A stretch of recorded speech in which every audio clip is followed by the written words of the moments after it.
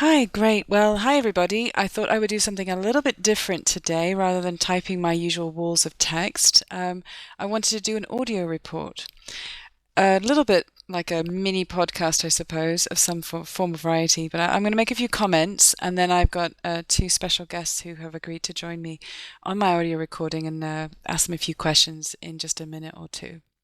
And as usual, my usual disclaimer, all the comments and opinions I have are my own and do not reflect the Guild Dream Paragon or any other raiding guild that I know. So just to make that clear. So this morning, every morning I've been collecting data on how the progress race is going. And there's not too much to report on today, except for a few sort of salient points. For the most part, we've got a number of guilds, about a dozen, that are making fairly significant progress through the content. Two of the guilds, as everyone's probably seen, Vodka and Blood Legion, both North American guilds, are at 6 out of 8 progress. And there's a handful that are at 5 of 8. All the EU guilds at this time that are kind of engaged in the content are back raiding as we speak, and we'll see if anyone else is joining those two 25-man guilds at the 6 of 8 and even further along as the day goes on. So as we all know, due to the LFR exploit-related bans, we've got quite a few guilds that are raiding on 10-man when they normally would have been probably doing the 25-man content. They've all stated, not all of them have stated outright, but I know Paragon for one has stated that they plan to rejoin the 25-man raiding once the bans have been lifted. We've also got a few interesting trends that I'm not quite sure what it means yet, but some of the guilds that ranked very highly during Fireland's progress appear to have either not done anything so far, have been very slow to pick up speed, or have kind of had a bit of haphazard involvement in the race. This is in part related to a few of them having had characters banned due to the exploits, but some of them actually were not part of that, and they're still not really moving into the race yet. So what that means, I don't know, but I think we can all generally agree that this is a somewhat unprecedented raiding race, and what's going to come out of it is really anyone's guess. So, as usual too, the last couple of bosses tend to be the most challenging ones, so that can hold up the guilds for quite a few days typically, and what we're seeing today and this week may be no indication of what the final outcome is.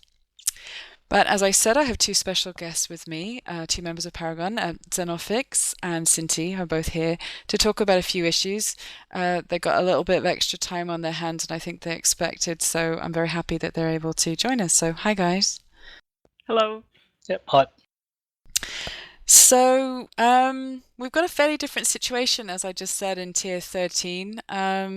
Things are probably not what you had expected a week or two ago. What I've noticed as well, based on what I just said, but also the fact that mostly US server guilds seem to be doing the 25-man content, and mostly EU guilds, at least in the top 20 or 30, seem to be doing the 10-man content. And I know, as I just stated earlier, that you guys mentioned that you'll be rejoining the 25-man race next week, but just wanted to ask in general, how's it been going in the guild, doing things on 10-man level, unexpected, and how is the general mood? I'll start with you, Synti. Well, I suppose it's been kind of different this time around. I mean, we don't have even all of our core members, and there's kind of new people raiding with us and so on. It's kind of, I don't know, a bit weird maybe. I think everyone is pretty relaxed anyway. I think it's actually quite interesting because last year we killed Ragnar's first on 25-man, and then we killed it on 10-man. So this time, if we get past the loot ship, which is not so loot ship as it was in tier 10, but yeah, if we kill Deathwing now first on 10-man and then on 25-man, I think it's going to be very interesting to see how the tuning is overall in the instance. Yeah, that's actually really nice to get to say that. I mean, last time we did the 25-man first, like Senna said, and all of the 10-man stuff seemed really easy. But I don't know. I suppose we're going to make another article about it this time. Yeah, I was just about to ask you that actually, because both you, Synti, and Arx as well did quite a few sort of reflections and analysis of the difference between the two types of rating levels, and it seemed like it would be a good opportunity for you guys to do another analysis. So that's nice to hear. Do you think that that it's a little bit unfair, though, for the guilds that are focused 10-man raiding guilds to have not just you, but other 25-man raiding guilds joining in on the 10-man race? Or, is it just the fact that this race is just not like any other and we just kind of have to roll with it? Well, we don't have the roster to support us, the roster that we usually have. So I think we are pretty much in par with the 10-man guilds, or at least closer. I'm not saying we are like exactly at the same position as they are, but I think, well, we are a 25-man guild, and our 10-man guilds are not that important to us, and I don't think they should be that important to anyone else either. But it's great to get to compete anyway, at least on the smaller bracket. Yeah, I don't think the roster we're using now is any different from any 10-man guild that has put any effort into the gearing up part. Yeah, if they really have been serious, they would have like multiple legendaries and a couple of those classes that are really good. It's all about how much effort you put into it. Yeah, I guess we'll see what happens as the days unfold. So now I wanted to kind of get into some of the issues over the bans and the LFR exploit. You've made a statement on the website, which is fairly clear, but I know that in my discussions with raiders that are in the top tier guilds, that a lot of times every patch where there's new raiding content, you seem to be having to deal with things like bugs, exploits, and other kinds of issues that come up.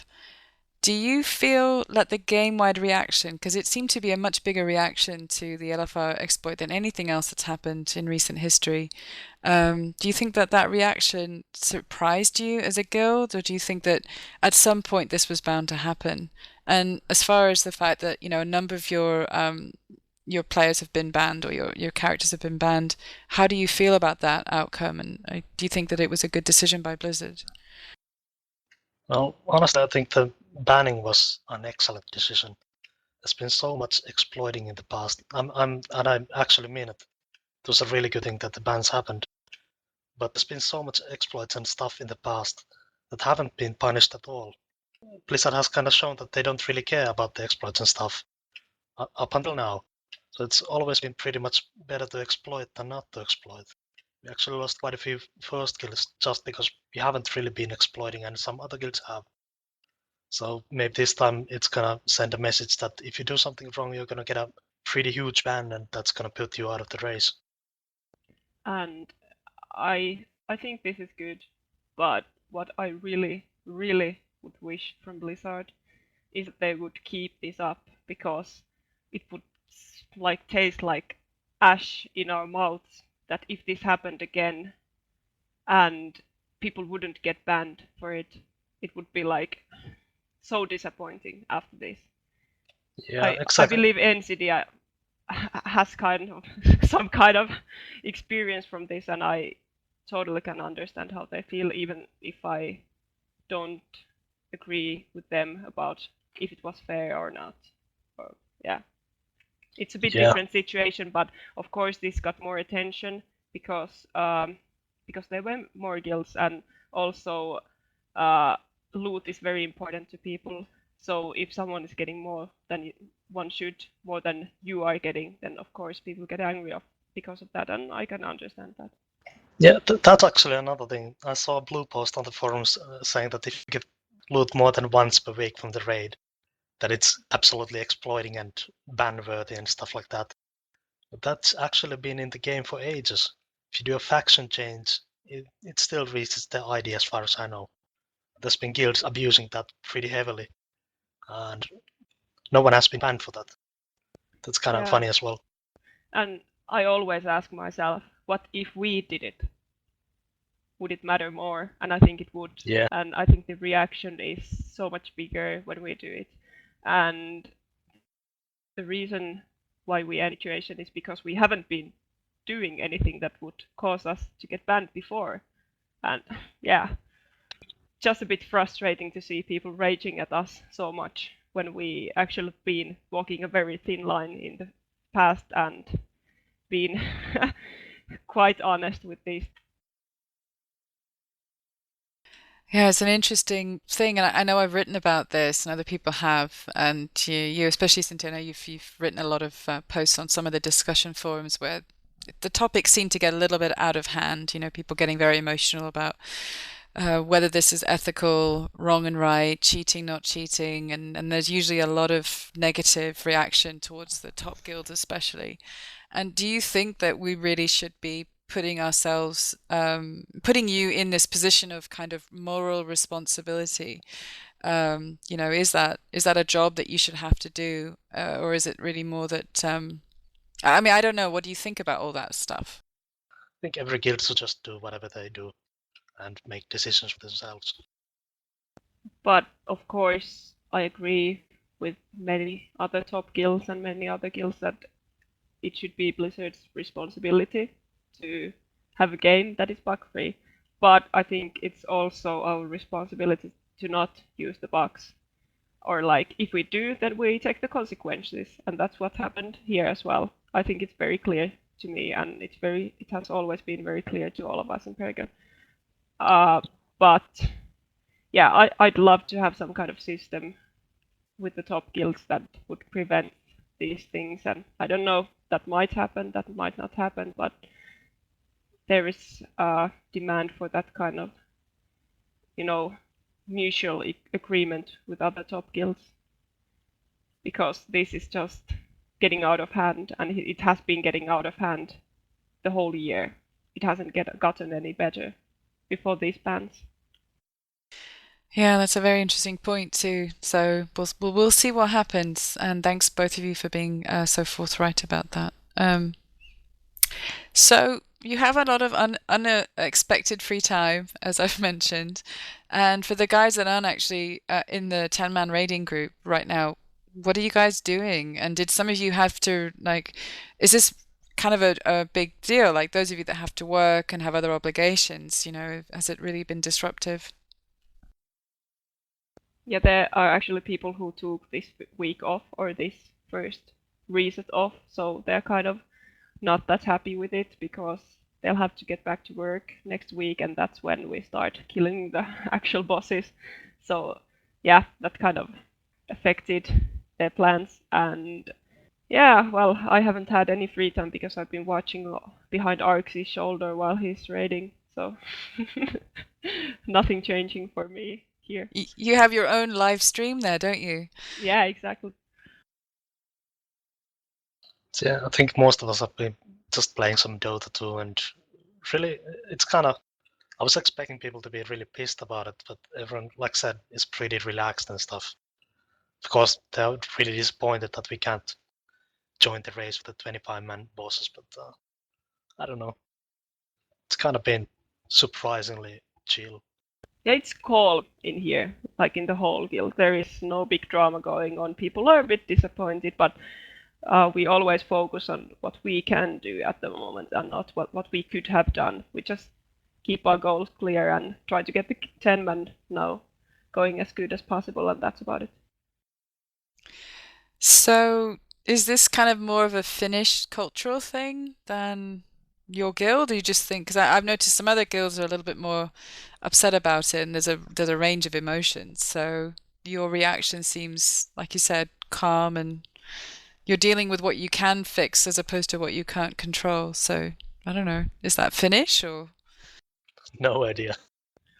I think it's we've been playing this game for so long, or most of us, and you know nothing surprises us anymore. And we walked the thin line before with the exploits and everything, and now we just got what we deserved.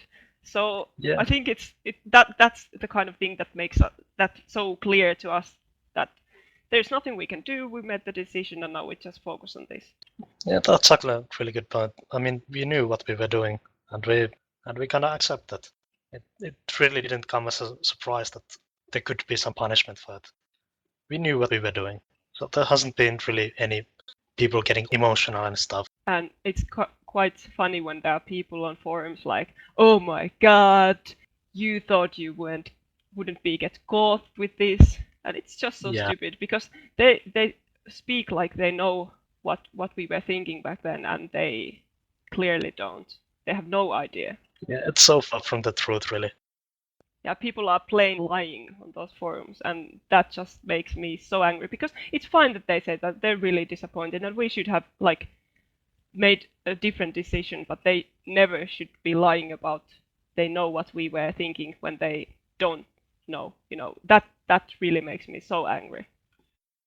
Yeah, I think it's that sort of experience of the online behavior that sometimes we'll just say whatever we want to without thinking of any consequences. And that sometimes also means saying that we imagine usually the worst outcome, I've noticed. I don't know if you've noticed the same thing, but when we think about what someone is thinking or planning to do, it's usually something quite negative. So, which it must get tiring after a while for you guys to deal with. Yeah. Sometimes really, but that's the best time to just log out of the forums and just read when you're in a better mood.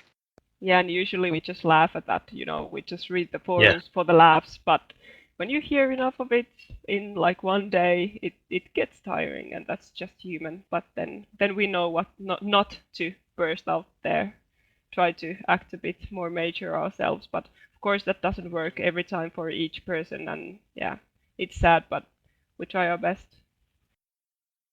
Well, that's best of luck as that keeps going. I have a feeling that we're going to keep talking about this on forums and so on for a little while to come, at least until the race is over. So one other thing I just wanted to ask you guys up before we wrap things up was, I've been looking at the data. As I said, I pull it every morning, and we've got, as of this morning, we had about 2,400 guilds, which is almost 10% of the overall percentage of guilds that have killed Morchok on normal mode. So it's about 10% have moved on to try heroic mode. So that's not a big surprise. And about 2,000 of those are actually the ones that have done it on 10 man, and 400 plus have done it on 25 man. But what I thought was interesting, and I wanted to ask you just briefly as well about what you think about Morchok, because I'm really starting to wonder what Blizzard's idea is when they're thinking about the very first boss of an instance. I know they're generally meant to be less challenging, but this just seems to be even more than that. But on 10-man mode, you've got 2,000 guilds that have killed Morchok on 10-man heroic, but only 90 of those have gone on to next bosses, as compared to 450 odd guilds that have done Morchok on 25-man mode, but about 200 plus guilds have gone on to kill Zonos on 25-man, meaning it seems like 25-man raiding remains the more serious content, or at least more guilds are trying to get through more content there. Or does that mean that 10-man has become more challenging for guilds to move through? Again, I realize it's early days to really know, but what do you both think about that? Yeah, I think it's actually pretty hard to say, because we haven't seen both of the modes, and I have only been on maybe like one boss, but I've been, of course, following the raid and what's the problem and how we are fixing the tactics and everything. But yeah, well, Morchok, it was easy, and it's supposed to be. Maybe it could have been a bit harder, because it was quite hard on the PTR, so it was nerfed heavily for the live. But for 10-man, there is no way you shouldn't be able to kill Warlord Zonos. If you need to pick, like, if you go for Warlord Zonos or Yorsai, the Unsleeping, then go for the Warlord, because it's like 10 times easier. Well, maybe not that much, but a lot easier. And that's killable. Like, definitely killable for those that can do Morchok. Well, we're seeing about 41 guilds this morning had done the Warlord, and 91 had done Yorsaj on 10-man. So more had killed Yorsaj. And then on 25-man, it's a very different picture. 224 had killed him on Warlord on heroic, and only 3 had killed him on Yorsaj on heroic on 25-man. So just interesting, dramatic drop. Yeah. I think the difference between the 10-man numbers and the 25 organized. They obviously have to do a lot of work to get the ball rolling in the first place. With 10-man, you can trap a couple of friends and some friends of theirs and just go raiding, and I think it shows numbers. Yeah, it's interesting. I guess we'll see how the next couple of days go as the Korean and Taiwan guilds join in as well. And once the ban is lifted, are you guys hoping that there'll be some race left once the ban is lifted? Yes, of course. Yeah. Yeah, because it's been kind of disappointing that there's guilds that have already cleared like 6 out of the 8 bosses in the 25-man. Kind of says that it's been easy, should I say? I don't But know. on the other hand, during Firelands, we also got 6 out of 7 during the 2 first days, so we are looking at the same difficulty. Yeah, but after the PTR, I was kind of hoping that the numbers would be kind of, high. And I was hoping you could just kill them with the gear from the last year and just roll through everything. Yeah, but hard to say because we haven't seen the 25-man numbers, but yeah.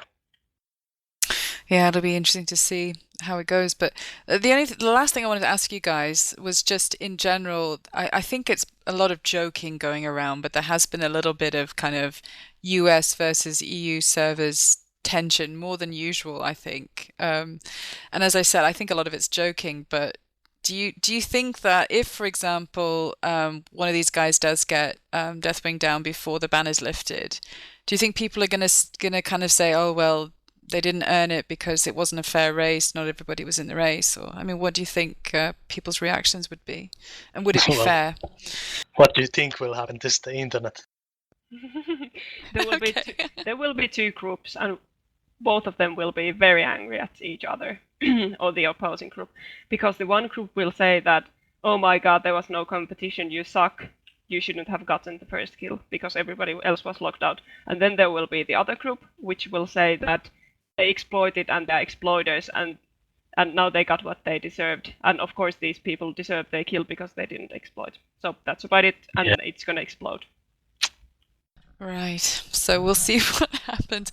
Let's hope it doesn't explode. I really don't want the internet to explode. But anyway, thank you both so much for taking a bit of time this afternoon to talk to me. I really appreciate it. And I think those that listen to our little mini podcast will say the same. So guys, I will report back in tomorrow with more information about how things are going. But again, thanks to Xenophics and Synti from Paragon for chatting with me. See you later. You guys can say goodbye too. Bye. Yep. Thanks. Bye.